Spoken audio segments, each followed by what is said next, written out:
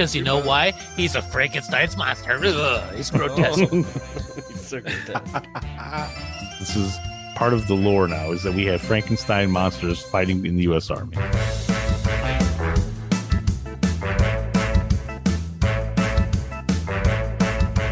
Boy, this is always a challenge. It's always hunting season. And then it's always hunting season.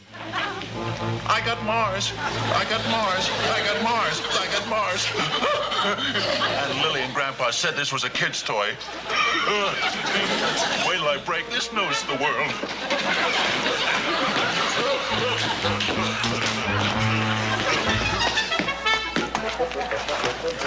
Your Majesty, ladies and gentlemen, it is with a great deal of pleasure that I modestly accept this Nobel Prize in Science.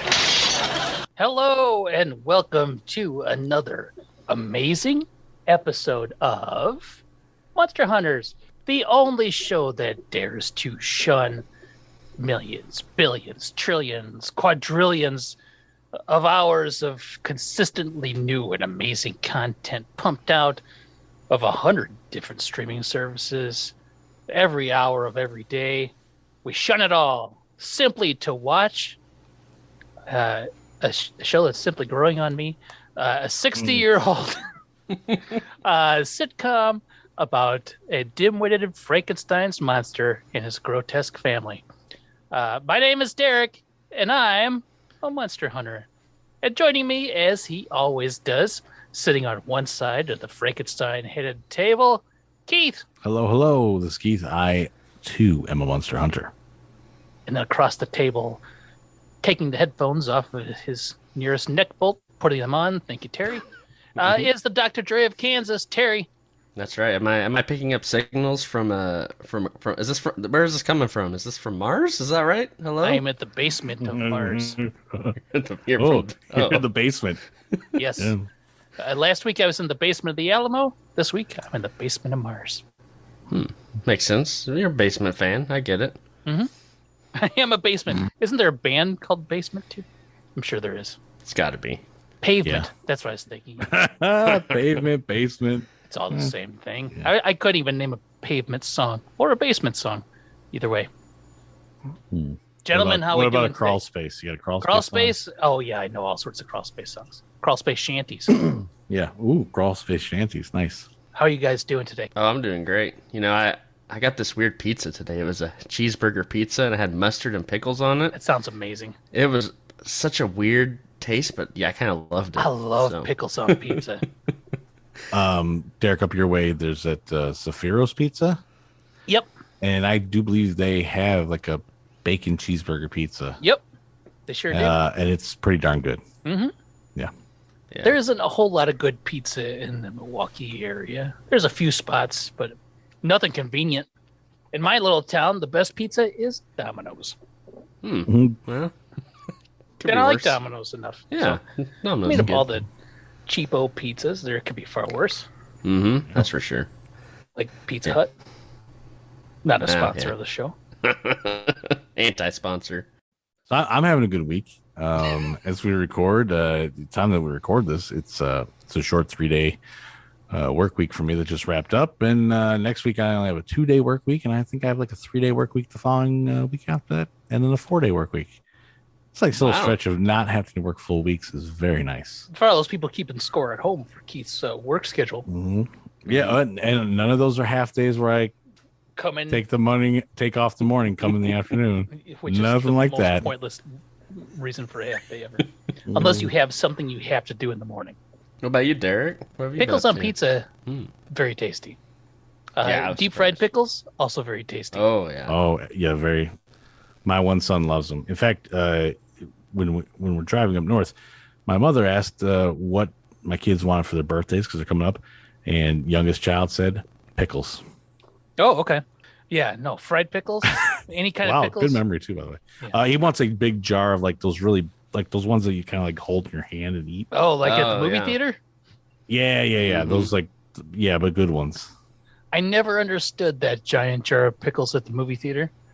Like, who would get a pickle At to watch a movie? At the theater.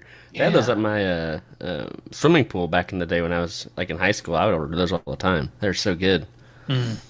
Giant pickles. I used to go to a restaurant and they would have those as part of the salad bar, like a big barrel of them, and they were cut in One hell of a half. salad bar. Yeah, they were cut in half, so you can only. But they were still giant. They're the size like a baked potato, basically. Oh, a baked potato Oh my sized pickle. god. Yeah, they were huge. It was That's great. a lot of pickle. Yeah, but he likes to drink the pickle juice. He eats pickles for snacks, and that's what he likes. So, and he loves fried pickles, which is where I got the reference from. Sorry, my mind's all over the place today. That's all right. Continue. Lost in pickle, whatever. Anyway, today we are talking about season 1, episode 18. If a Martian answers, hang up. Too long of a Look, title. that is advice for life. It is.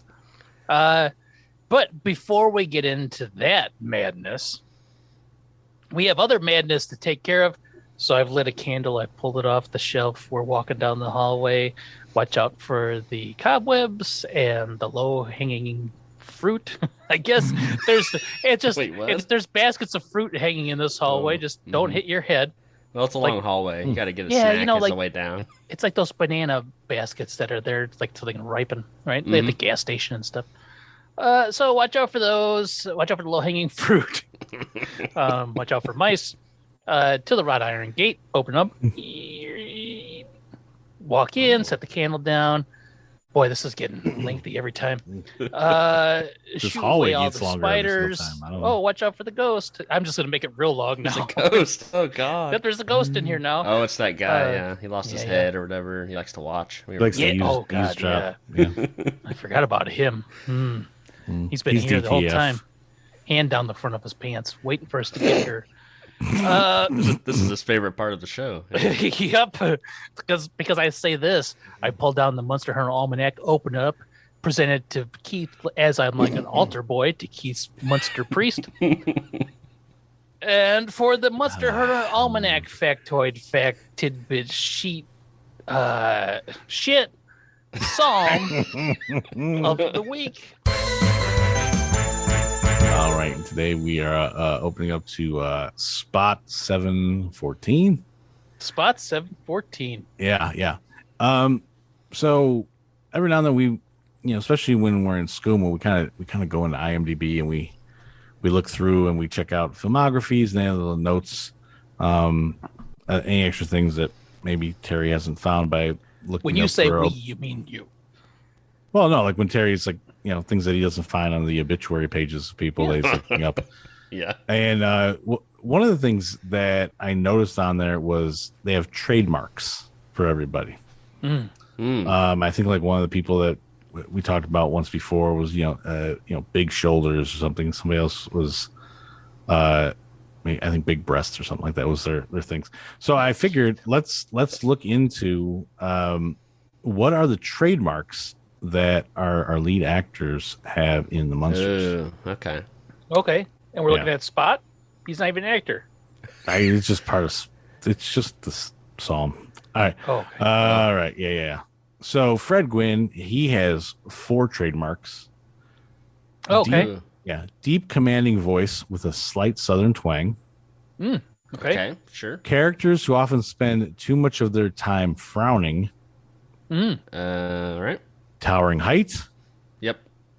Best known for his iconic role as Herman Munster on the Munsters.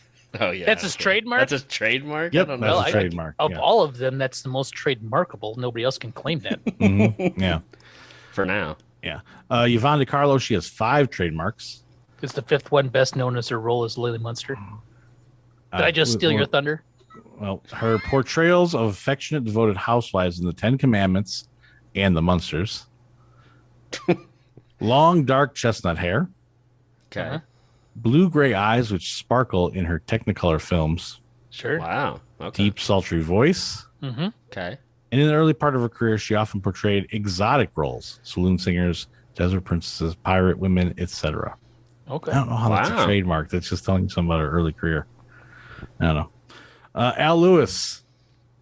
Any guesses there? Because Grandpa Munster. That's All gonna right, be yep, in this for yep, sure. yep. Will be forever known as Grandpa on the Munsters. Yep.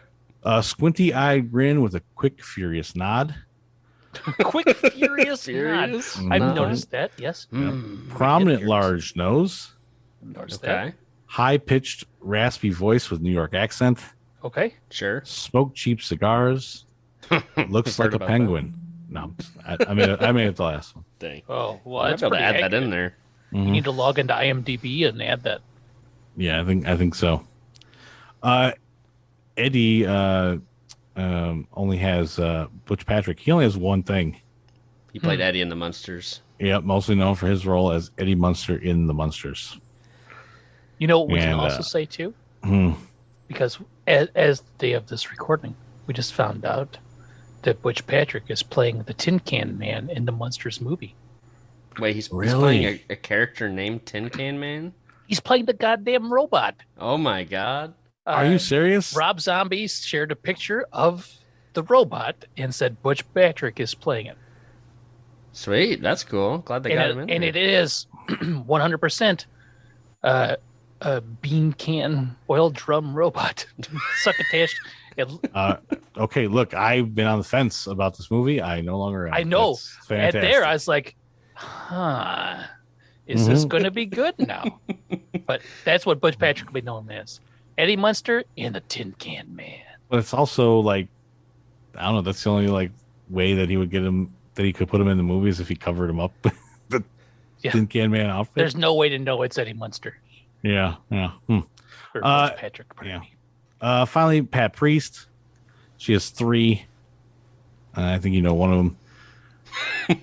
But also, lisp, breathless voice, Lisp blonde Breathless? hair, and blue eyes. Huh. Those are her trademark blonde hair, trademark blonde hair and blue eyes. Yep. And also her role as Marilyn Munster on the Munsters. So there you go. Nice, short, Nice. sweet, simple. Yeah, that's cool. What about Beverly Owen? You got any of those? She didn't have any. What? Oh. Not even she played Marilyn for a season. A few Ah. episodes? episodes? Yeah. Nope. She got kicked to the curb, I think. Wow. Oh, Yeah. I looked. There was nothing there. So, but that's this little IMDb deep dive that the Almanac did for me. to So the trademarks of our lead actors. yeah. But nothing about Spot or the bird. Spot's trademark is being a yeah. large dragon who occasionally is referenced on the Munsters. And forever unseen. and can beat Herman at checkers. Here's the book back. Oh boy, There you you're go. getting punchy there, Keith. No, I'm just trying to hurry up and put on my SCUMA suit. Oh, It slow down, slow down. always takes me too long to put it on. Okay. Just, Let's take a deep breath. Put the book back. Mm-hmm. Now sprint to the boat because we're going 3 miles out. Thanks to Captain Terry. That's right. He's got a new spot. He was out there earlier. He placed a dinghy so we'd know where to return to. And there it is. There's that dinghy bobbing up and down. I thought when you started to say that, I thought you were going to say he set a depth charge. Oh, that too. Well, He's- I said a well, depth the charge in one dinghy- spot, yeah, and a Yeah. dinghy in another. And if you, I told you a while ago which one to go to, but if you mix them up, that's going to be a Yep. problem. Well, I stay away from the area that's got a bunch of fish floating on the surface. That's what the depth charge was. So we're at the dinghy. Ding, ding. There's seals on it for some reason, way offshore. And now it's time to go down to the depths of hell for another edition of SCUMA. That's right. Once, as soon as you get past those seals on the dinghy, you know you're right next to the depths of hell. You just have to descend. Those are hell seals. Yeah. They act like One's got 3 heads. like sirens of the sea. You know, He they lure plays you those in. horns really good, though, with the 3 heads. It's pretty good. Yeah. Yeah, their melody to his horn playing. But anyways, this episode is directed by Norman Abbott. We've talked about this guy a trillion times, so I'm not even going to say much besides, he directed some episodes, Grandpa Leaves Home, Sleeping Cutie, Locale Monster, just to name a few. We still have 5 episodes to look forward to from him, so Nice. yeah. There's Norm. That's another sign. You get past the seals, and you see Norm floating there. Yep. we'll just float by to another couple familiar faces, Joe Connolly and Bob Mosher. Oh, I'm getting tired of talking about these guys. They're still playing that board game. They haven't got to the end yet, huh? No. It's a very complicated board game, I think. Yeah, we've talked about them. They've written 20 episodes of the Munsters. We're not even halfway through their episodes, so yeah, we're just going to pass by. Who cares? Sorry, guys. You've had your time in the sun. Maybe we'll find some more to talk about later. Wow. Yeah. Time in the sun is done. Wow. That's right. But we do have some guest stars. We got Herbert Rudley as Captain Halbert, Dort Clark as Mr. Andrews. Dort? His name is Dort, yeah. D-O-R-T? Mm-hmm. And I'll have you know that's a my traditional... son's name is also Dort. Like that. Yeah, that's great. Traditional Kansas name. He's from Kansas. Is that a traditional Kansas name? Kansas is littered with Dorts. There's so many Dorts just walking around. Dort on golf. Dort. Okay. That's bad that I even get that reference. It's not a personal reference. Somebody else will get it out there. Yeah. Still. Yep. Dort on golf. What a dumb concept Dorf on golf was, by the way, anyway. Hey, Tim Conway was a comedic genius. All right, go on, Terry. Sorry. You're good. You're good. Donnie Dapo, something like that, as Roger, and Pat Rawson as Walt. All right. So we got Herbert Rudley. He's got 123 acting credits on IMDb. Goes from 1938 to 1983. Mostly a TV guy, like a lot of these guest stars. He had a few small roles on TV from time to time, though. His two biggest recurring television roles were on a show called The Mothers-in-Law, which is about two couples who were neighbors, and they have children, their kids get married, and so those two couples end up having to deal with each other a lot more than they would prefer. So I guess shenanigans ensue. And I guess he was also he had a lead role. He was one of the dads in that. He was in all 56 episodes of that show. So yeah, never heard of it, but hey, good for him. The other show is called Michael Shane, which is about a private detective who solved mysteries in Miami. Nothing says the hot summer streets of Miami like Michael Shane. Michael Shane. That's right. That's just a perfect detective name. And he played Michael Shane? Nope, he was a sergeant of some sort. But he was in 28 of the 32 episodes. He was David one of the... Shane. His brother. Always Yes. asking for money. That's right. An inventor who it looks just like him and shows up and, tries to scam him. Now he plays a sergeant. I don't really know. He's probably some sort of police contact. Oh. Who knows? But, yeah, that was kind of interesting. We've got Dort Clark. He's got 86 credits on IMDb, going from 1947 to 1977. He was in all 380 episodes of a show called 3 Steps to Heaven. It's about a model. 380 episodes. Yes. I've never heard of this show.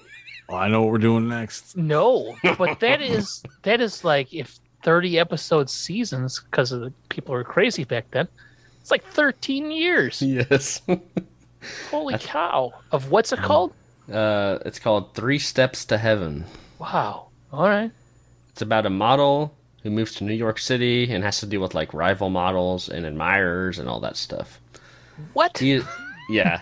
It doesn't even sound like the title would imply. I assumed it had like Michael Landon and it was all angel and preachy. Okay. What like how many? There's not a lot of shows that go that, especially back then, that went that long. It kind of sounds like a soap opera type thing or something. Yeah. But yeah, I don't know. Like I think I saw somewhere that it was like she's trying to follow this thing like this 3-step program to become like a famous model, and I think that's what's the 3 Steps to Heaven is supposed to like reference. But yeah, he's not listed very high on IMDb, but I'm surprised that he was listed on every episode. That might be a mistake because that doesn't feel if that long running show and he's not even that big of a character. I don't know. Maybe he was super popular, but yeah, I think he had superpowers. Nope, super popular. He's like Flanders in The Simpsons. He's just like, he just shows up. idly ho neighbor, you know. Exactly. He was in a movie that starred David Bowie. It was called The Man Who Fell to Earth. It's about an alien who poses as a human on Earth. I guess his planet needed water or something. So he does the logical thing of starting a tech company to raise the money to build a new spaceship. But he ends up falling in love. You know, he Of has to deal course. with greedy other corporations as well. And Dort has an uncredited role in that, so that's cool. Yeah, You don't need any credit when your name's Dort. that's right. It's very memorable. Very memorable. We've got Donnie Dappo. He's got 33 acting credits on IMDb from 1959 to 1966. He had mostly small roles here and there. He was in the original Ocean's 11 movie from 1960. His biggest recurring role was in a show called Room for One More, which is based off a movie apparently. He was in 25 of the 27 episodes, and it's about two parents who have like two biological kids. They end up adopting two other kids, and I guess as the show goes on, they just keep adopting more and more people. So that sounds good, I guess. He's also going to be in a future Munsters episode, but I don't think he's the same guy.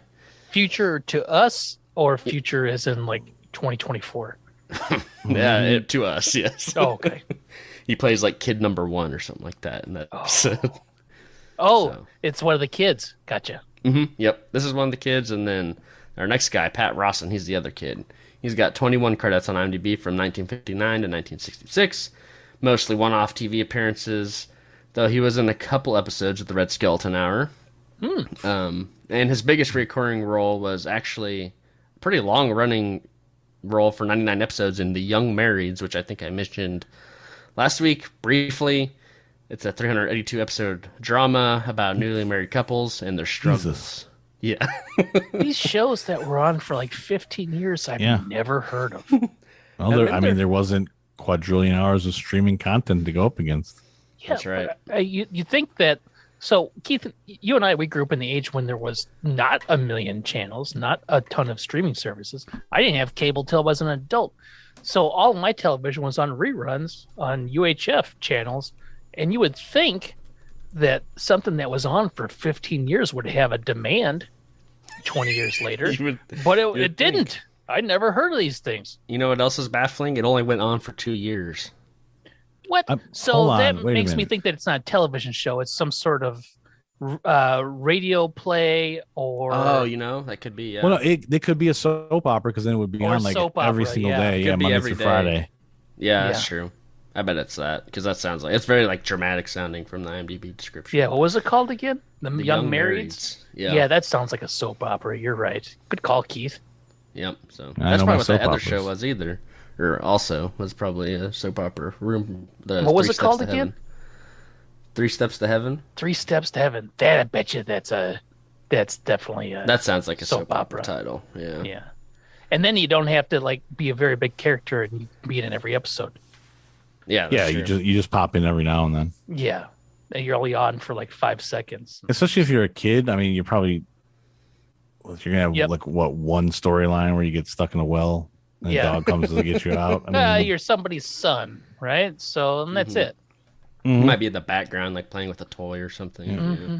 also, I mean that between the two Eddie's two friends that we're talking about here, they both have very short careers overall. I mean, even though it's like that long, but then you're saying it's only 2 years. It makes it sound like maybe these guys were related to somebody who Maybe. worked at the studio, and it was like, yeah, okay, come on. We need a kid for Red Skeleton, something like a skit or something. Here, take my kid.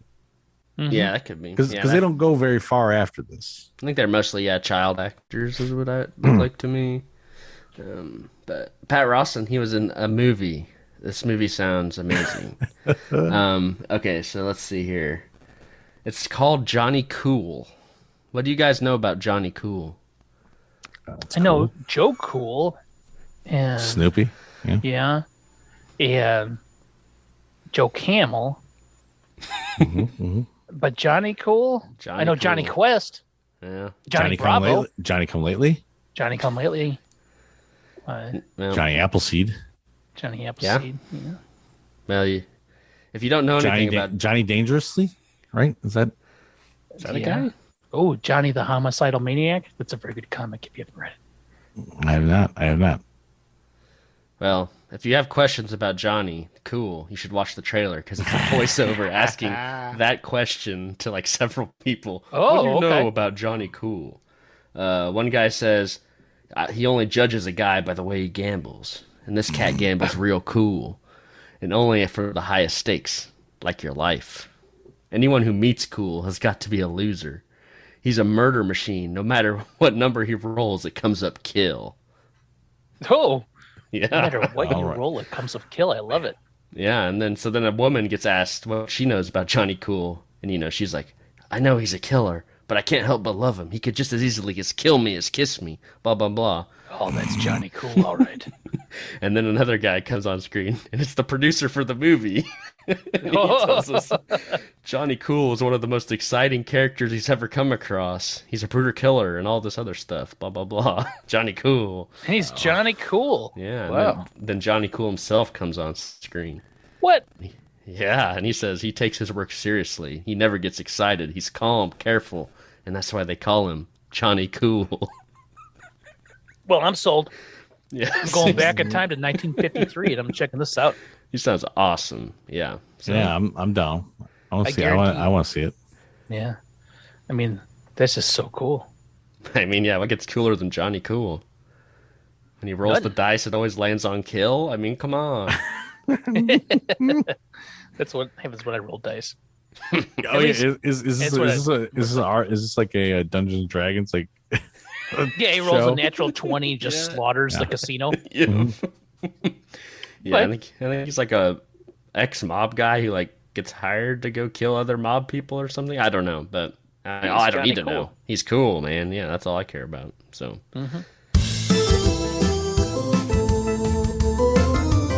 Anyways, that's all I've got. Let's go back to the surface now. Very I'm in slowly. the van already. What? Waiting for you guys. Oh my god. Derek, taking the so long. doctors told you cannot exit Yeah. the SCUMA that fast. Wait. So, when you go to the zoo, when you go to the dolphin show, Mm-hmm. and you're sitting there, and then all of a sudden a dolphin just comes erupting out of the water, and it's like 30 feet in the air.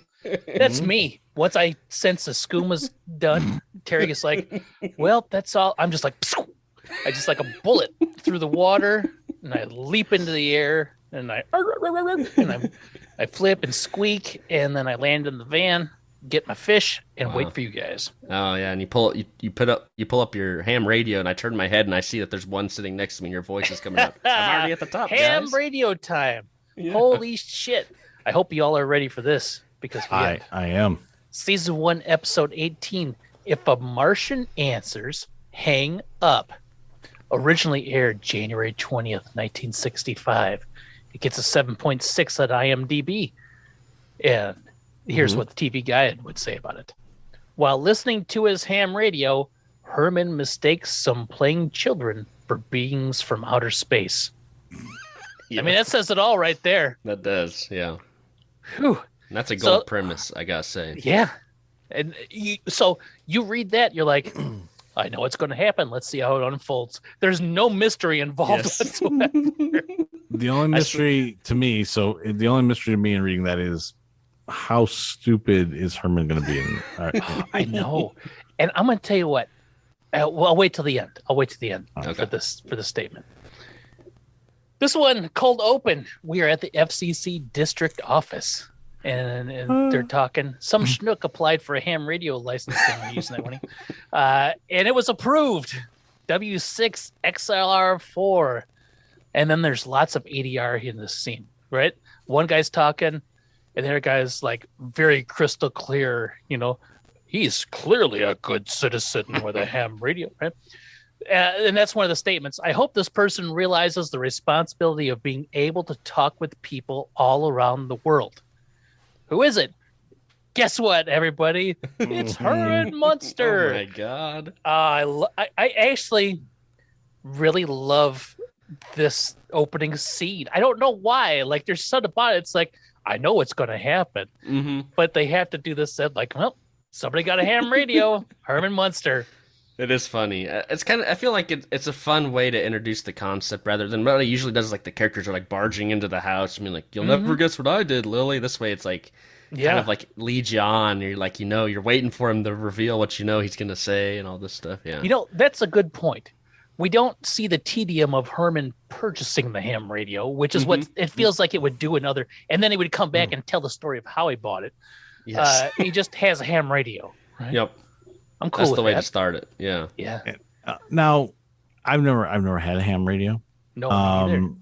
Ham sandwich, sure, but not Keith- ham radio. Keith, we were born in the 70s, but we grew up in the 80s and 90s. Well, still ham people- radios were not a People thing. still yet. use them now. I mean, there's. Oh, I'm sure there are. But do you have to get a license and like special like authorization and I stuff? guess to use so. them? Yeah. Yeah, because it's like interfering. It could interfere with other like radio frequencies and cause problems. So Yes, as we see. yes, Yeah. I believe. I looked into it once because like maybe I'll get into ham radios. I was like, no, I don't think so. Well, okay. I- Let's start the Patreon to get Terry into the ham radio. I kind of want a ham radio after this episode. Anyway, they're like, I'm Could sure we record all our episodes via ham we radio? can do it Keith, live over it's ham. tough enough to do it over Zoom. So the 180R man says, I'm sure he's a solid citizen with both feet on the ground. Cut to Herman singing into the ham radio. Oh my god! And this I is love awesome. it. It's just like some old, like it's almost like an old Irish song or something about My mother's mother's eyes. eye. Yep. Yeah. I actually loved this being the first thing that we see of him. Yeah. Because I'm like, he's gonna be doing something weird, something you're not, but but not like something unexpected. You'll be like, so okay, he's gonna be doing some stupid Frankenstein monster type thing. No, he is singing. He's just singing, and he's singing kind of well. Yeah. What a lovely singing voice. But the Herman's like, the man in Australia cut me off in the middle of my mother's eyes. I'm like, so he's talking to people all around the world, literally. And he's singing to them. He's singing the song, and his family's just standing there watching him, His like family not pleased. dead-eyed. Yeah. Yeah. They're not into the songs. No, I don't think they're into the whole thing. So Grandpa wants him to give up the ham radio and use this crystal ball. But when he said something, it's like you can't even. Something about the crystal ball can tune into something. I can't remember what it was. I'm just like, all right, whatever. Yeah. Was it a sporting event of some sort that he wanted to watch? Maybe. I don't know. It doesn't matter. He's just like, use a crystal ball. No, I got a ham radio. He's like, got to give it up, Herman. He's like, no. And Herman's like, I've always wanted one. Like, it's been my lifelong dream. And I'm going to listen for distress calls, notify the authorities, stop disasters, and other noble things. He's very smug about this radio. So he wants like a police scanner as well. Sweet. Yeah. Yeah. But he thinks he can solve all life's problems with this. Mhm. And Marilyn's like, oh, you're all heart. And then Herman says, oh, no, there's lots of other junk in there, too. I really like that line, too. That was I'm good. like, they didn't lean into it. It's like, well, yeah, that's what the doctor did was put in the kind. No, nope. He's just like, there's other junk in there, too. Not specific, kind of short and funny. Mhm. Grandpa's don't be noble, just mind your own business. And then we get, you think that's bad? That's what I've been doing ever since I told that Napoleon fellow to take the shortcut through Waterloo. Oh boy.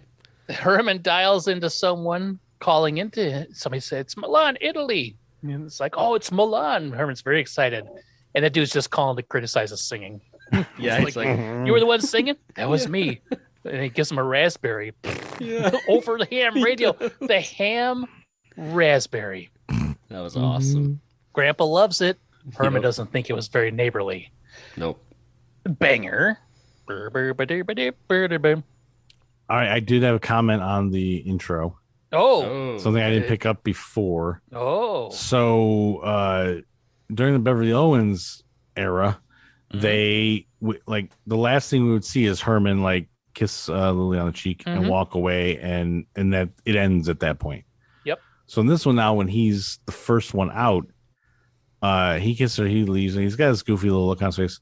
But she stares at him a good long way as he walks away. Like he's off the screen for a while, and Grandpa doesn't come in. It's like a couple extra seconds that she's just kind of like, yeah, that's my man. He's gone. Hate to see you go, but love to see you walk away. Exactly. Yeah, that's my man. He's gonna scare out some rent today. Yeah, going to the parlor. Lots Yeah. of parlor talk lately with Herman. Yeah.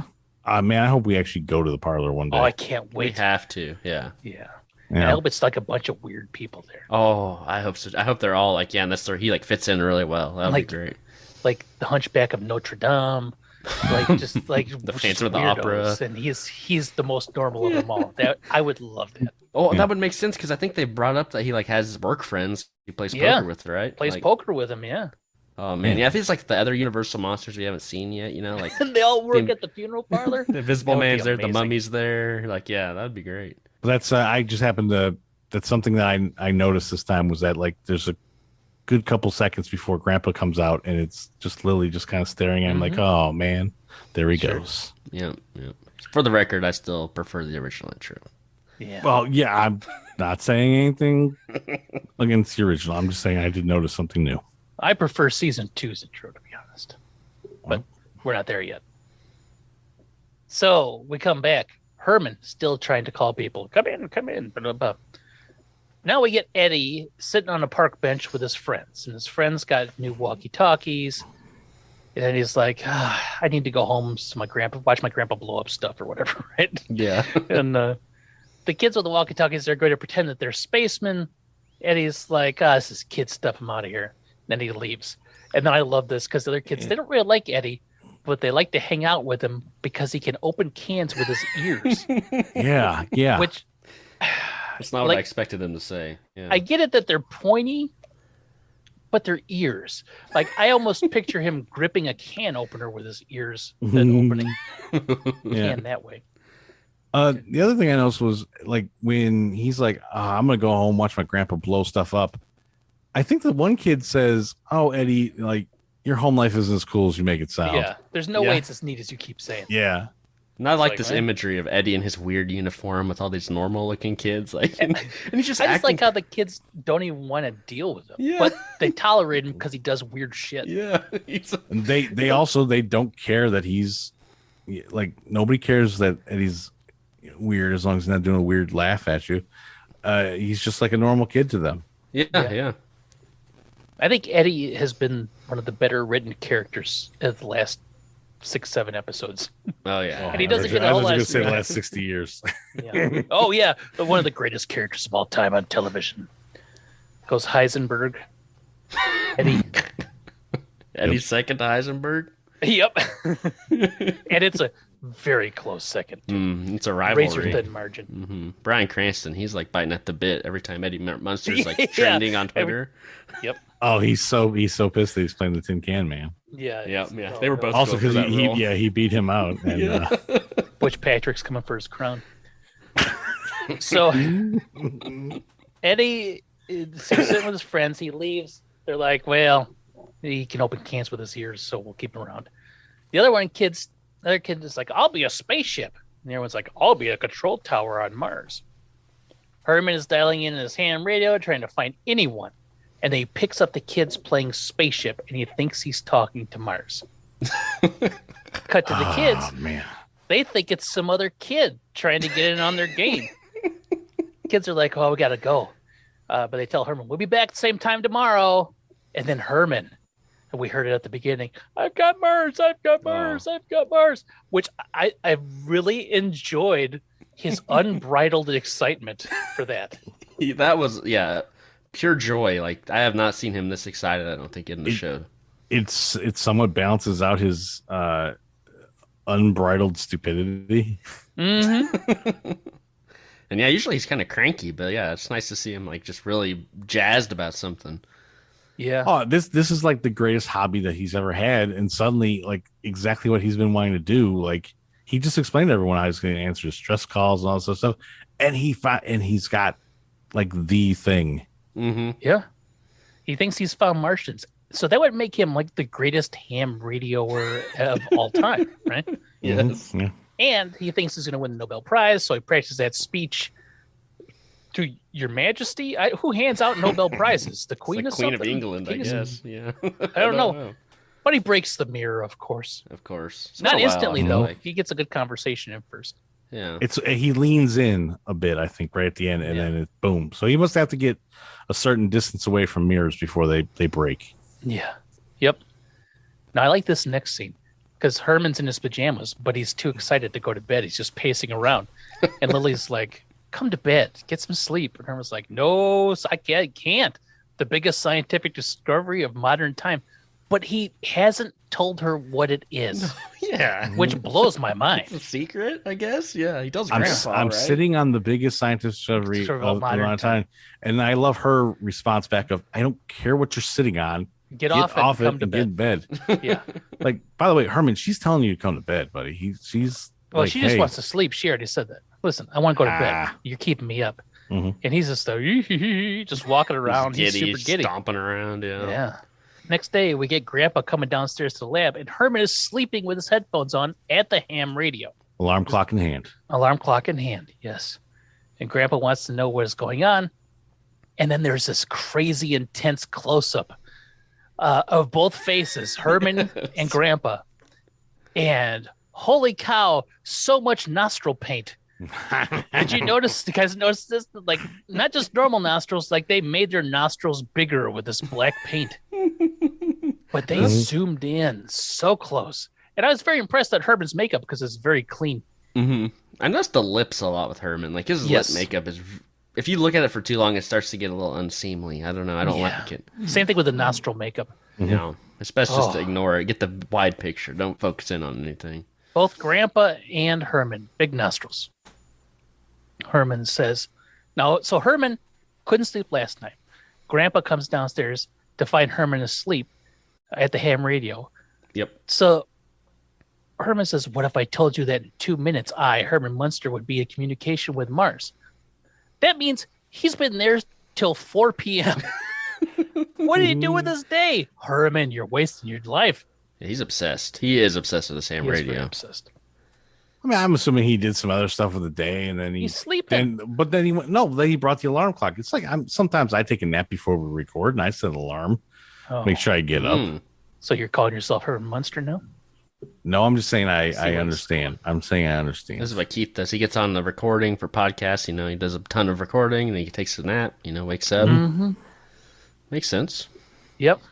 And if for some reason I fall asleep and I miss one, then I wake up and I go, oh, fiddlesticks. Darn.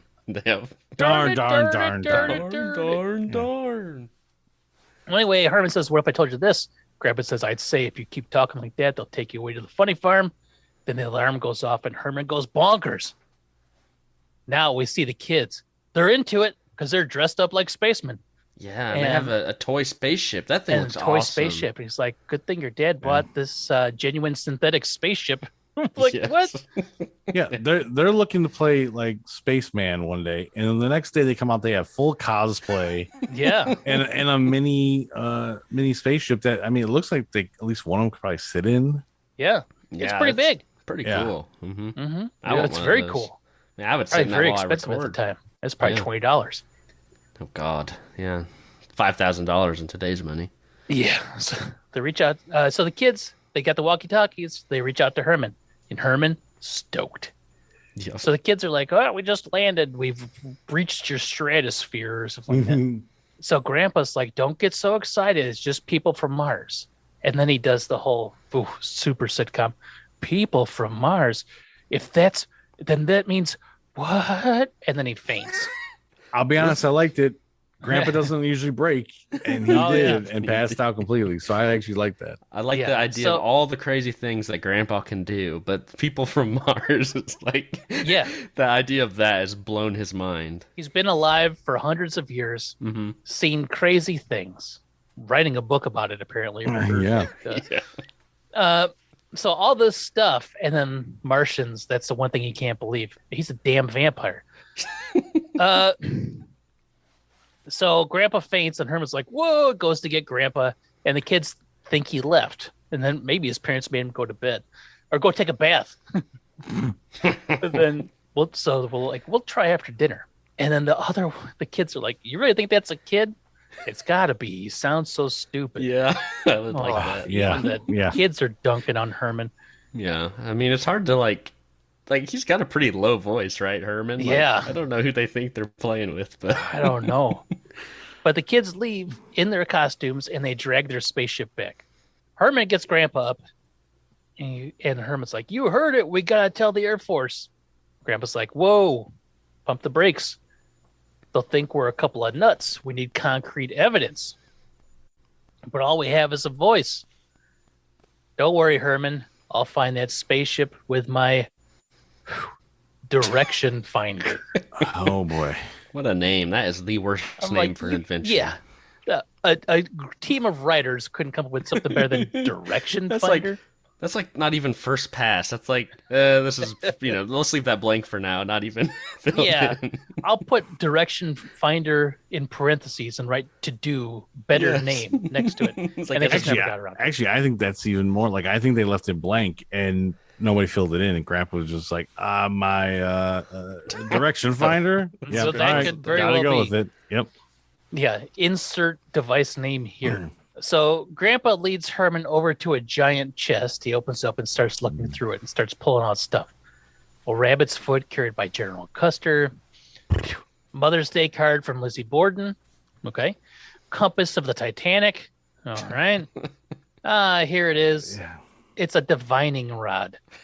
It's literally a stick. It is, and it's also very large compared to the other small things that he picked up. Yeah. So there's no way you could have missed it. Yeah. Like, it's you not like just the moved rabbit's stuff foot around. and the Mother's Day card and we're blocking his view of this giant stick with a box on it. That didn't even cross my mind, but that's a very good point. He was just showing off at that point. He's like, look at this thing I've got, Herman, and look at this. I normally like Grandpa's like, oh, look at this little thing I've got and like some reference to it. I actually found this to be a little silly. Like, that he just went through like, oh, this card from Lizzie Borden and all that. I was like, really? Like, none of them are that funny, I didn't think. Also, like, why does he have all these? Like, normally the things that he has are something like related to him. Like, why does he have just like some of these random things now? Odds and ends. Yeah. Maybe he's a collector of morbid things. He's like, what's that show on Netflix about people that go to like on vacation to like murder houses and stuff like that? It's like, and they do like crazy I know things. what you're talking about. Like Dark Tourist or something like that. Something like that. I know what you're talking about. I can't think of its name offhand. That's what Grandpa is. But so now, more to your point, Keith, he just had this divining rod transistorized last month. Yeah. So that means it should be on top of the chest. And couldn't remember where, unless like Terry said, he's just showing off that he's got these other things. Yeah. So it's this big box, big stick in a Y shape. It's divining rod, but it's got a box on it, and that box has a dial, and the dial has 4 settings for things for the stick to go to: girls, water, metal, flying objects.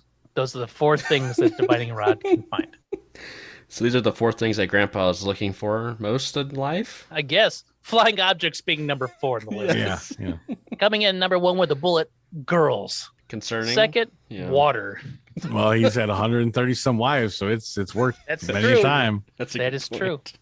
Third, metal. Yeah. 4th, flying objects. Okay. So Herman tells Grandpa if they find this spaceship, they'll be famous all over the world. They're off on the hunt. So Eddie, Marilyn, and Lily are eating dinner, and Eddie wants to know why Herman and Grandpa aren't there. Well, Lily said they left on important business. Eddie doubts it because Grandpa didn't take a shovel, which I really enjoyed that line. I think it's funny. I don't think so. Grandpa didn't even take a shovel. Grave robbing, or I don't know what else they'd be doing.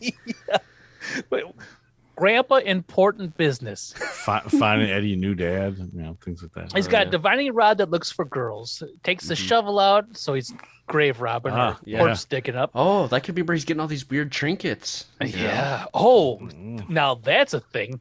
He finds a rose from the Titanic and gets the heart of the whatever. The heart digs of the sea. up their corpse.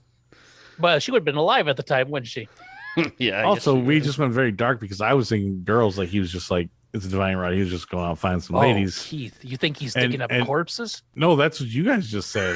No. That's what Terry just said. Digging up corpses. He's getting trinkets by digging up graves. The corpses are in. The corpses are in there. Always leaning towards necrophilia. Jesus. Yeah. There we go. That's a trademark, yeah. Oh, there we go. Necrophiliac. All right, we're done. I think we sign off on that one. Nope. So Lily says Herman has been acting funny ever since he got that goddamn ham radio. She's very angry at that radio. It's like the devil. But Marilyn's like, hey, he needs a hobby. He works hard. And Lily quickly backs down and goes, you're right. You think that's bad? He tried golf once, but had trouble getting it together a foursome. which I don't get the joke necessarily, other than the guess- fact he just scared people away. Yeah, I think that is the joke. Yeah. Yeah. Yeah, I Too imagine we scary. see him go up to like a group of guys. He's like, "Hey, you guys need a fourth?" And they run off, and then he just repeats it over and over again. And when it's like Arnold Palmer and Jack Nicklaus and Mm-hmm. like PGA. See, that's an episode right there. PGA golfers, and Herman's trying to golf with them. That'd be good. Yeah, I would love He's to just smashing the ball off the tee. Yeah, he's very much like Happy Gilmore. He can't putt, but he can drive a long way. So Eddie's like, maybe he's out playing poker with some men. Some men don't even know who those men are. And Lily's gonna have to yell at him and make him sleep on the sofa. And Lily's like, "Where'd you hear that? What made you think that?" Eddie goes, "I learned it from television." Now this, very tongue-in-cheek, Lily says, "Those shows with horrible families have a definite effect on children. See, Marilyn, I told you." It's almost like she's like looking at the camera. as It she says is. It's very tongue-in-cheek, and that's the second time they've done that. So I bet you there was criticism at the time, like, "Oh, these Munsters, they're not a normal American family. Like they're teaching kids to do weird things." Yeah, Like, that could I don't be. know I mean, necessarily what. Yeah, Play spaceman out in the middle of the night with Yeah, your friends. I don't know. Yeah, they're pretty wholesome. Yeah, I would say. I Besides some weird 100% agree. They don't really do anything. They're not blue.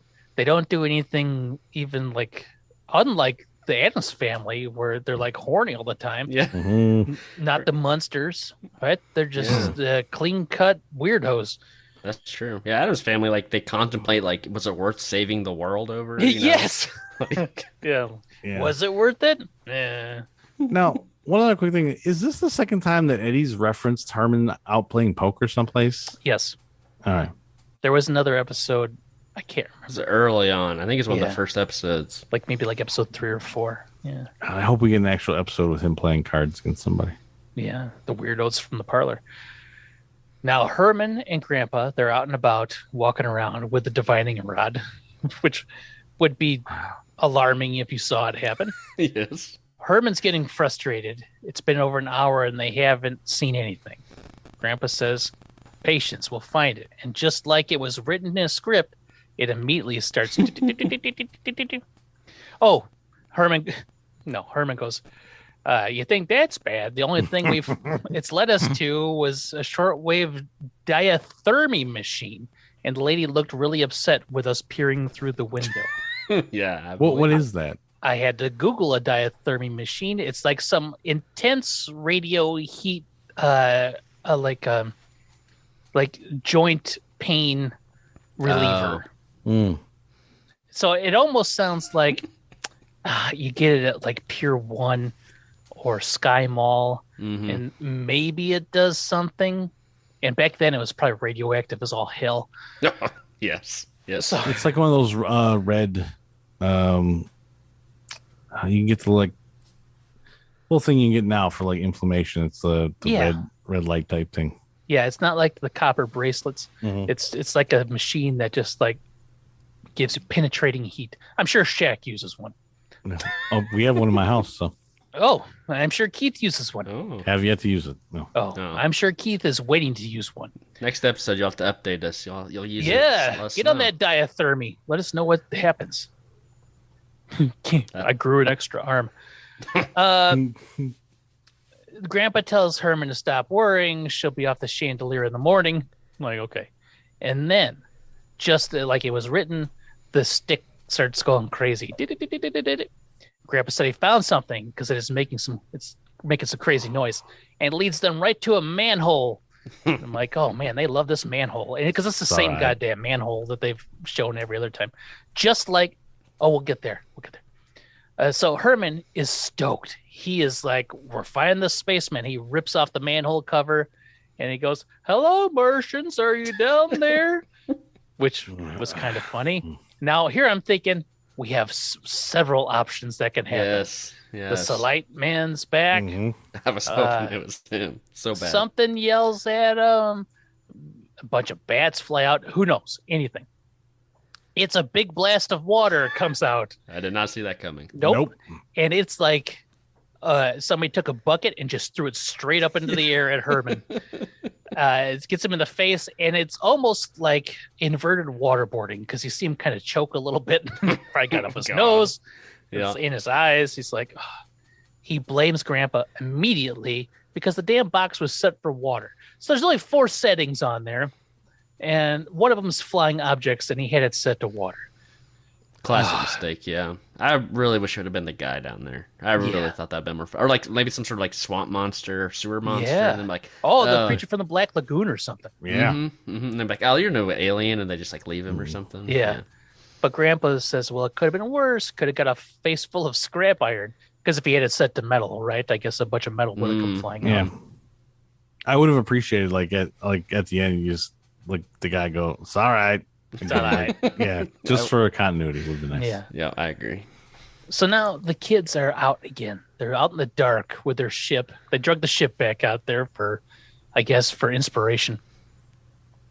And they're in the outfits and they're trying to reach Herman. Come in, XRL, whatever. They think maybe he's a little shrimp and he went to bed already. Yeah, they're just roasting Herman. Yeah, I know. They're like, man, he's an idiot, taking baths, going to bed early. But they're going to keep trying because, God damn it, I mean, they got the outfits on for nothing if they don't reach him. Herman and Grandpa are still at the prowl, and they're getting a signal again. So Grandpa's all excited. Herman's skeptical. They look over the hedge and see the 2 kids, but their backs are turned. And the fake spaceship. They're like, oh, my gosh, we found him.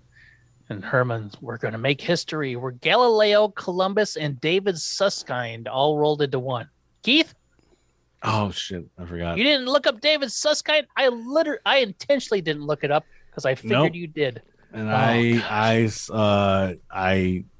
set aside for myself to do that. I forgot to.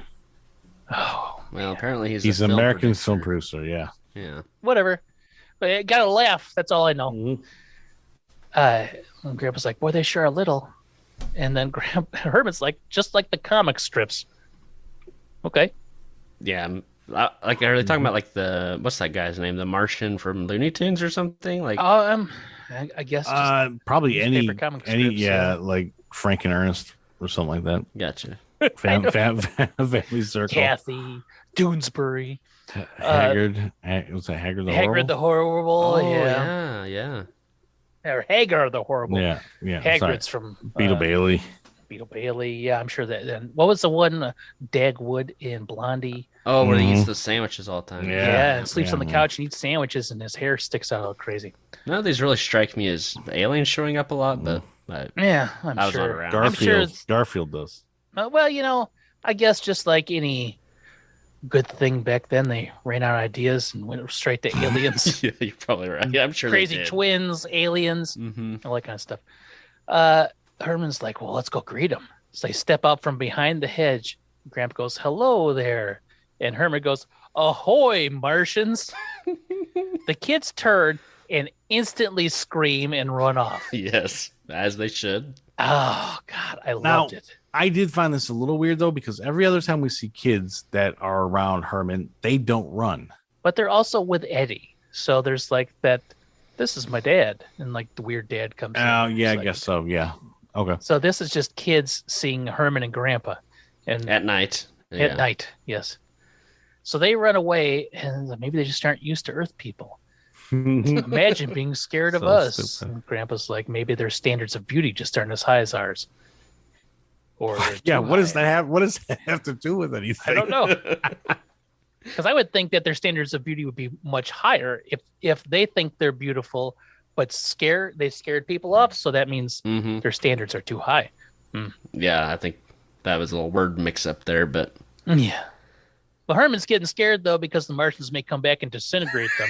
Yeah. And he'd feel like a fool if they did. Yes, I love that. I'd feel like a fool if I got disintegrated. Yeah, I guess I would, too. This is so borderline of, like, kind of good line, but also, like, how dumb can he actually be this week? It's very dumb. But I have an opinion later. Grandpa says, let's get some pictures first for the Air Force. So Grandpa poses next to the ship, and Herman takes a picture. He's going to get they run off. Yep. And he keeps looking back because he's like, "Oh, what if they?" Yeah, do come he's back? afraid the Martians are going to come disintegrate him. I get that. My first question is Grandpa even going to show up in the pictures because he's a vampire? That's a good question. They'd never bring this up, though. No, they sure don't. So Grandpa, next scene, is a very familiar office with filing cabinets, but the filing cabinets are pulled off from the wall. And they say top secret on them. That lets you know we're at the Air Force office. Mm-hmm. Easy Grandpa's, to find. what's it? Easy to find Air Force office. Yes. Easy to find Air Force easy to find Air Force office with top secret information in it. But Grandpa's there with the picture. The general, very skeptical, or whatever he is. I called him general, but he's something. Oh, when you said whatever he is, maybe he wasn't skeptical. No, or I think you're gonna say maybe you thought it was the general, like in the commercials with Shaq. So we talked about Shaq earlier. I think he's a captain, technically. A captain, all right. Yeah. So I'll call him captain. The captain is skeptical, but Grandpa assures him that his son-in-law has been talking to the Martians with his ham radio. And this captain's like, well, that ought to make it easier. And Yeah, he's Grandpa just playing along, but he's like rolling his eyes the whole time. Yeah. And then and the grandpa's, well, when they said they're going to land, I got out my divining rod and tracked them down. Yes, he sounds insane. But then the captain's like, you have a divining rod? So every time Grandpa talks, it makes it worse, and it makes me laugh for some reason. So he explains that he had transistorized and how he said it to Martian, explaining what we already know. And then there were two little men in the vacant lot, and they ran away as soon as they saw him. And then the captain's like, I wonder why. Grandpa thought it their patriotic duty to bring it to the attention of the government. General thanks Grandpa for coming in and taking up his time, which I thought was funny. Thanks for coming in and taking up my time. Yeah. And Grandpa kind of catches him on that. Yeah, Grandpa's like, fuck you, dude.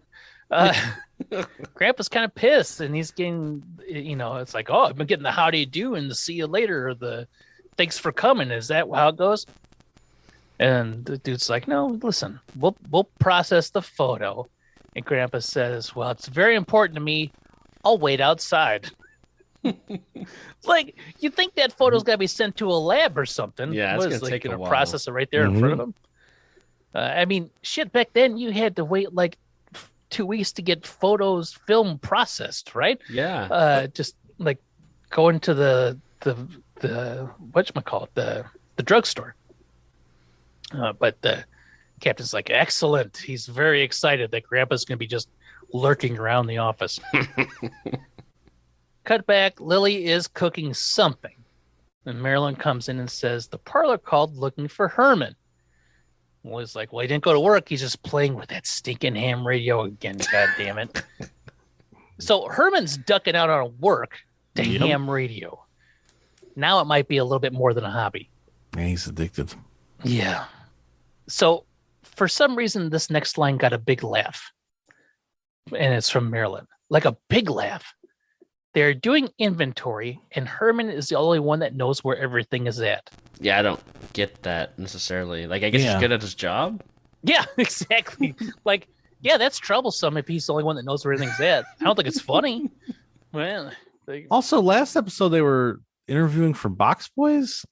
Yep. And that didn't make too much sense either last week. And I'm like, are they just throwing whatever they think whenever something about Herman in the job? Like, does he run the place? Like, I mean, I don't know. But he's ducking out. No, because he said last time his boss won't even miss him if he steps out at 4. Obviously he will, because he doesn't know. Someone knows where everything's at. So Herman is back at the ham radio trying to reach the Martian. X14, come in wherever you are, which is like car 14, right? Car 14, come in wherever you are. That was a TV show at the time, I think. So that's why that got a laugh. Oh, okay. Kids, they're still in their damn outfits. And they're explaining to their dad that those 2 scary men with scary masks came and yelled at them, and one had a big stick. So, I mean, that makes sense. That's why they were scared, and they ran off.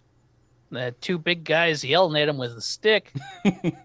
Also, I think you're referring to Car 54. Where are you? Car 54. That's what it is. Which Car also 44. starred Fred Gwynn and Al Lewis. Yeah, so there you They're go. in Car that? 54. Come in. Where are you? So the dad's like, what? He's got this raspy ass voice. I can't stand a wise guy bullying. And that's where we get a clip. Hold on. Ooh, nice. Calling X14. Come in, please. Come in, please. That's the guy now, Pop. Here, give me that thing.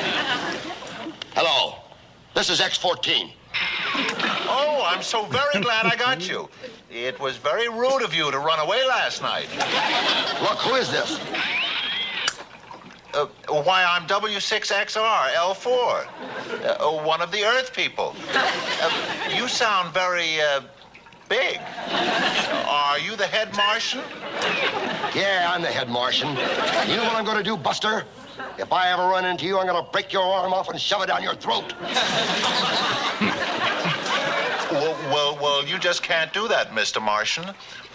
Because you don't know where I am. So there. Well, in that case, I guess I'll just have to blow up the planet Earth. And then Herman, very, very upset. He thinks he's just caused the doom of the world. Yes. His face. This dad, though, I'll rip off your arm and shove it down your throat. I believe him. Yeah. How about, hey, man, you're talking about kids, and then you came out and freaked them out. Can you not do that anymore, you perv? Yeah, everybody plays along with the game for some reason with Herman at all times. When easily you just gotta be like, are you a grown man? These are children. Leave them alone. That's all you gotta do. Are you the head alien? No, dumbass. I'm their father. I'm this kid's dad. So Herman, very scared, very upset. He gets up. Oh my goodness! And then speed runs up the stairs, and he runs up the basement right to Lily. Grabs Lily. Lily, the world's going to end, and it's all my fault. And Lily tries to console him, and Marilyn looks like WTF, IDK. Like, I don't fucking know. Don't look at me. This guy's crazy. Now, Grandpa comes home, opens up the door. No one's around. Herman, Lily, anyone around? Herman opens up the phone coffin and pulls Grandpa in. And they're all Herman, Lily, Marilyn, Grandpa. They're crammed in the coffin. And this made me laugh. And Herman has an infantry helmet on. Yes. It's from the war, I guess. Yeah. Yeah. But the thing I did notice, they're in this very close space with padded walls. The sound is very good. There's no ADR here. It's all clean microphone. Oh, yeah. So, the no audio reflection. No bounce, no nothing. Yeah, it's just pure lines, right? As in God intended. Yes, exactly. Mm-hmm. So then we get a waste of another 30 seconds as Herman explains what's going on. And Lily's like, and Marilyn says he keeps talking about Martians. Grandpa, with an extreme close-up again and painted on nostrils, explains that was no spaceship. The Air Force identified it as a child's toy sold in every department store.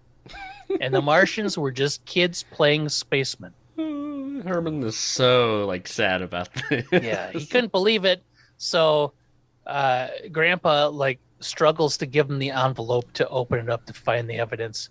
As opposed to exiting the they don't leave the coffin. It's like, get out, walk outside. I did enjoy this because poor Lily, she is crushed underneath Herman's armpit. Marilyn's like, and Grandpa isn't by the door, right? So they had to position them all in a way that made sense for the camera, I guess. So Herman gets the envelope. He pulls out the picture. It's a close-up of the saucer that says, "Made in Japan." Then Lily tears into him. You boneheaded dipshit, blah, blah, blah. Now what do you have to say for yourself? Well, that's the way the ball bounces. That was it. We come back from the final commercial break. Herman back at the ham radio. He hasn't given up the ham radio. Nope. He's ham for life, man. And he's got that tattooed across his stomach. Ham for life. Yeah. Ham for life. Herman Goes Ham is the name of this. That's what it should have been if it was written in 2008. Herman back at the ham radio. Family comes down, and it looks kind of like an intervention. They're going to get Herman off the ham radio. Yep. He just wants to find some music, maybe some Lawrence Welk or something like that. I can't remember what he said. Then a call comes in from Spaceship 70. Calling Mars. Spaceship 70 calling Mars. Spaceship 70 calling Mars. Herman looks at the family. The family, for some reason, can hear it over the headphones. Herman looks at them and says, Spaceship 70? This is Earth. Lay off it, you big dummy. No one's going to... And then Herman hangs up on him. And he goes, no one's going to fool me twice. He laughs. Then the whole family laughs. Is very proud. Now, this is normally where I would go. Credits. But it's not. Because they cut to inside like this beeping, bloopy UFO. This crazy, ugly Martian looks up directly into the camera and says, my, those Earth people are getting rude. Credits. Oh, okay. This is probably the best in-joke they've ever had. The best landing they've ever done. Yep. And that alien did look weird. Wow. Oh, God, it was crazy. And I guess it's like a fourth dimensional being because they can like look through the dimensions. He's aware of the camera. Yeah. It's like Close Encounters of the Fourth Kind right here. Yeah. He's just got one eyeball. One eyeball, like a big crooked nose. It's like dented in the middle of his head. Yeah, it's just crazy looking. It looks like somebody like punched the mask and like just like broke it. Like get to the chair, he tripped and hit his face on the back of the chair and it all crushed in. And they didn't have time to bring makeup back out, so they're just like, just rolled it. I did see this costume was actually from a movie. No, it's from a different TV episode, The Outer Limits. It's called Outer Limits was like is the episode. The scarier Twilight Zone, I thought. Yeah. So that was season 1, episode 18. If a Martian answers, hang up. What did you guys think? I'm gonna give I'll give an A for originality here because it's not a weird invention. They're not trying to make money. Grandpa's not leaving the house. They did something like kind of like, I don't want to say new for them, but they did something that we haven't run into in a while. But man, and everything that's good in this episode it's right on the fence of, man, this is good stuff, but man, is Herman just super dumb. Like beyond normal dumb in this one. Like doesn't question anything about the Martians at all. He's like just right along with it. Oh yeah, that's what it is. Not somebody else could have like been contacting him and like playing a joke or anything like that. Also, I mean, like, do these like, it looked like they were at school or whatever. So I guess unless the following day was the weekend, like these kids ever tell like Eddie, like, man, we heard after you left, this guy started talking to us. This kid started talking to us on the walkie-talkies. Well, nobody knew. Herman didn't tell anybody at home that he talked to Martians other than Grandpa. Oh yeah, that was until the later in the evening they told everyone. Yeah, but so it's not a bad episode, but man, there's a lot of stuff that I'm like, ugh. What do you think, Terry? Yeah, I liked it generally. I really did like the ham radio thing. I thought that was just so weird, but I just liked Herman. He was like on like top of this episode. Like this is one of my favorite Herman. Like he's really having a blast. It feels like in this, and he is really funny in this episode too. All of the weird facial expressions he's making. He's really smug when he's like, "Yeah, calling that guy a loser, lay off, you big dummy," and stuff. It's like he sings.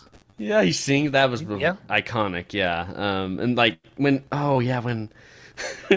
the guy tells him he's gonna break his arm off and like shove it down, he's like, "Well, you can't find me, so there." And he's like acting all like, I don't know. Something about Herman in this was very funny. So, yeah, I like this quite a bit actually. And the more I think about it, I'm like happy that it's different and they stuck the landing. I think. Oh, they for sure stuck the landing.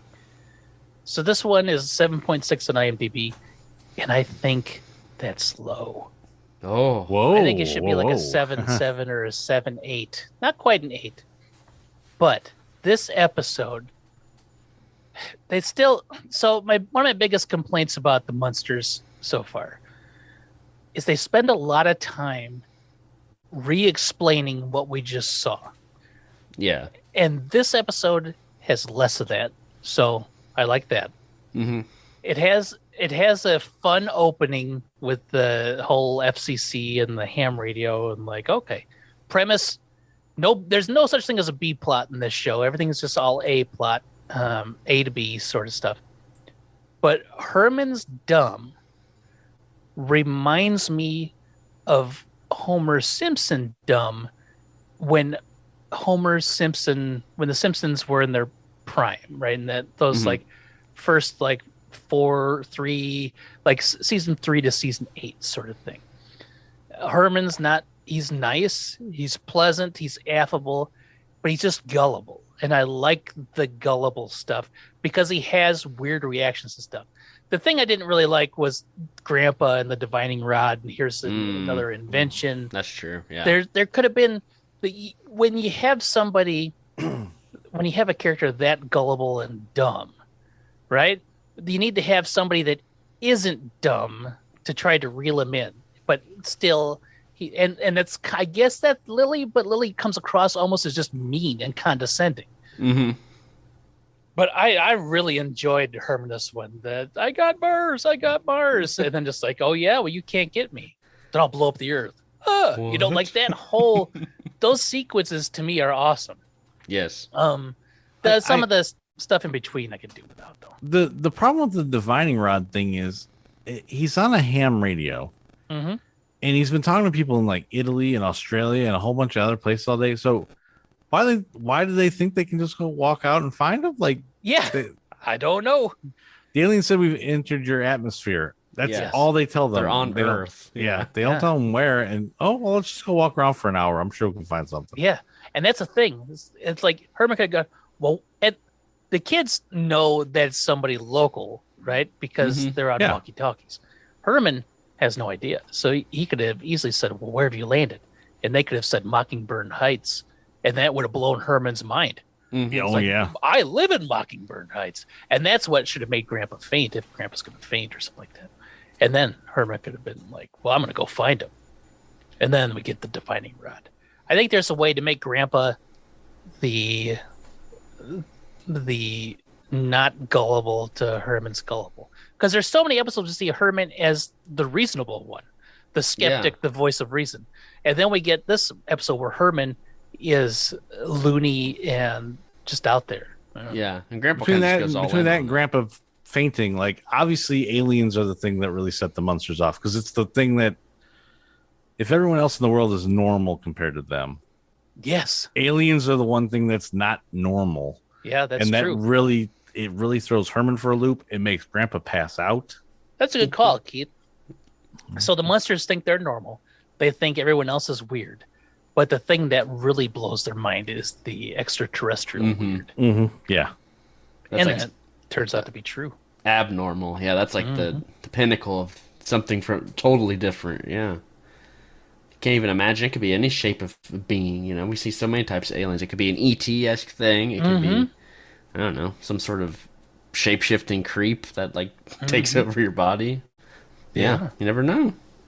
Could have been oil and bean can robot. Oh yeah. I like this episode. It wasn't my favorite, but I was like, I like this episode. See, it's like there's weird little things in the whole, like the whole story. They're like, boy, they're like, you could tell that they're finding their voice. Yeah, and it just took them, unfortunately, like 12 episodes to get there, 13 episodes to get there. Yeah, it feels like it's on a groove. Like these last few have all been pretty good, I think. And I do like the fact that they go to something that's like not where they're at than with the alien that's like reached out to them. That's because I wasn't expecting that. Yeah. Also, I did also enjoy Herman getting shot in the face with water. It made me laugh. It doesn't. Yeah. Like the setup or the explanation is ridiculous because there's no way they should have gone that long for over an hour and one, either not found water or two, not realized it was set to water. Right? Mm-hmm. Because, I mean, they should find water everywhere. It's like the science dilemma. That's true. Water kills the aliens while our atmosphere is like 80% water. Yeah, whatever. whatever, or the Earth is covered 80% water, and there's nothing but water vapor in the atmosphere, so they should just deny it instantly. Well, that's why David Bowie came to Earth to, start up his startup tech company and save his planet. Yeah, it was David Bowie. Yeah, he was the star of that one movie I Oh. talked about earlier, whatever it was called. Man, that went right over my head. I'm Yeah. surprised I heard it, but it didn't process it. It's like, oh, this David Bowie chap sounds like a fine gentleman. Yeah. The man who fell to Earth. Oh, there you go. Wow, that's awesome. All right. So, season 1, episode 18, if a Martian answers, hang up. Well, if the babysitter answers, what breaks her? I think the easy thing is to say Grandpa passing out, because he's never faced by anything else, and he's freaked. Oh, and that startles her? Yeah, but I'm gonna say more that she breaks when she realizes that she could have used Eddie's ears to open cans all these years. Yeah, that's the thing. That's definitely a breaking moment. Like, what? His ears open cans? Yeah, I think what breaks her is that she's a ham radio enthusiast herself. She hears this Yep. beautiful voice coming through one day to her channel, just singing this lovely song, and she's just awestruck by it. And then, the next day she goes to the Munsters household and she realizes he was the one with the golden pipes. It was Herman. Oh, I heard this lovely "My Mother's Eyes," and then I like that. She's a ham radio enthusiast herself, and that she's the one that got Herman onto ham radios. Yeah. Yeah. Yep. She wouldn't shut up about it. Oh wow, I the like that. The babysitter is like the greatest character on this entire show. Oh, Yes, for sure. yes. And she's only in one episode. So I think what breaks the babysitter is the UFO was made in Japan. And it was on a label that's very visible. Yeah. Like, she was in that coffin too. And as soon as Herman pulls out that picture, says made Japan. And it wasn't blown up very big, because No. think about, like, if you had to magnify the picture back then, it would have made it all fuzzy, right? Mhm. We don't have computers. They just would have had to do something. So she's like, you didn't see the made in Japan tag? That's very visible. Like, oh, Herman, I was with you. I wanted you to find Martians, and it turns out it was made in Japan. That's the thing that broke her, because she was fully invested in the Martian tale. She wanted to go out with Grandpa and Herman, but she's like, well, I got to work in the morning and stuff. Yeah, somebody's got to look after Eddie while they're all out there doing stuff. Yeah. Grandpa didn't even take his shovel. Well, All right.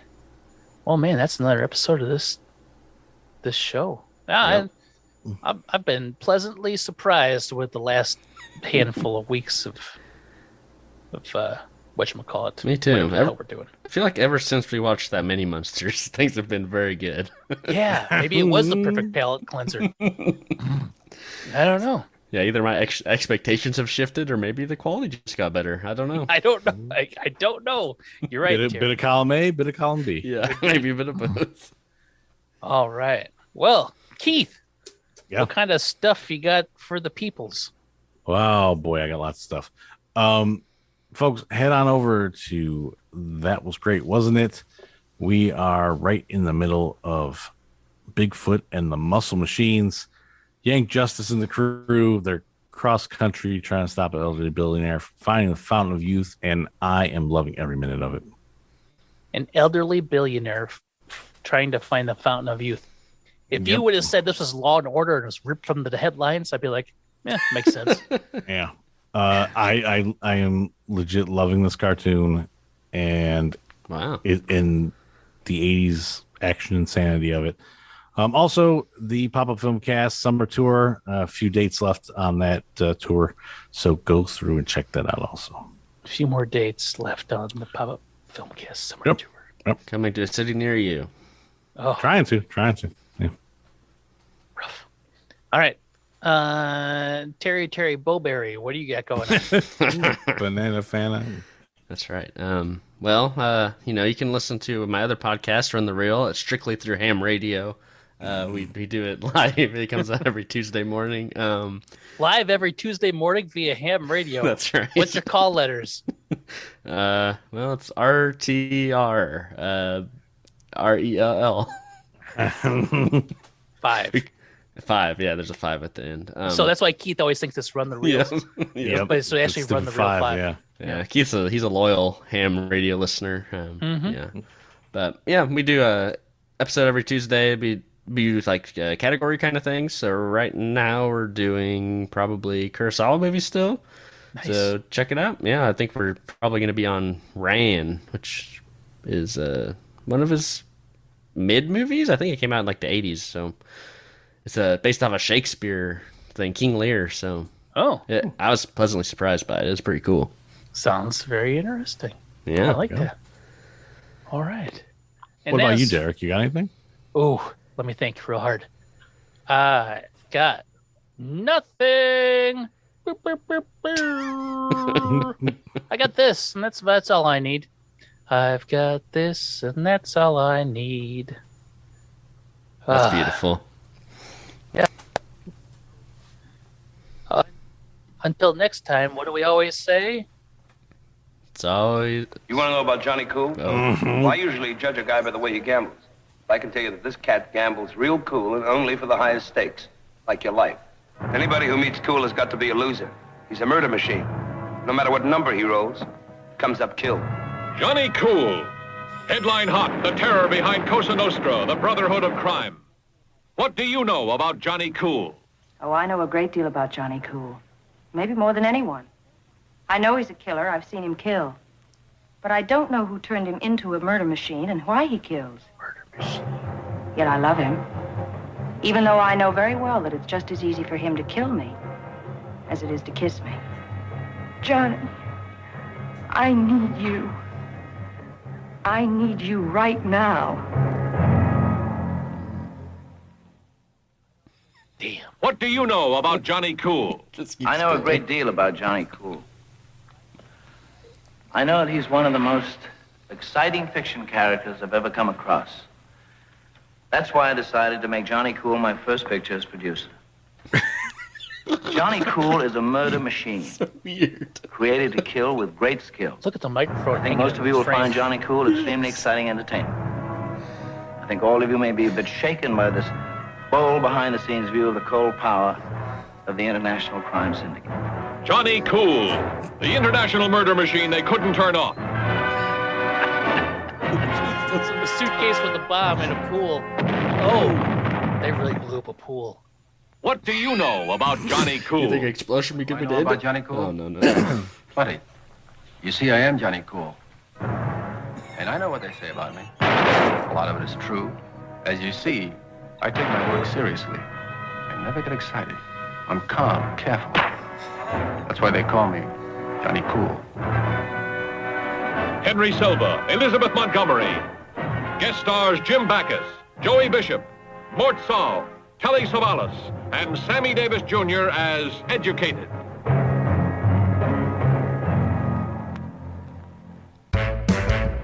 The Munster Hunters are Derek Glascock, Keith Gawla, and Terry Vickroy. Keith is the host of the Pop-Up Filmcast, and that was great, wasn't it? Both shows can be found wherever you subscribe to podcasts. For more about Keith's shows, you can follow Pop-Up Filmcast on Twitter at Pop-Up Filmcast. And that was great, wasn't it? At How Great Was That? You can also follow Keith on Twitter at KG3030. Terry is one of the hosts of Run the Reel. It's a movie podcast that does deep dives on films with a theme. You can follow Run the Reel on Twitter at Run the Reel. You can also follow Terry on Twitter at Terry_Vickroy. If you would like more musings from me, you can follow on Twitter at Derek9 and the word 9.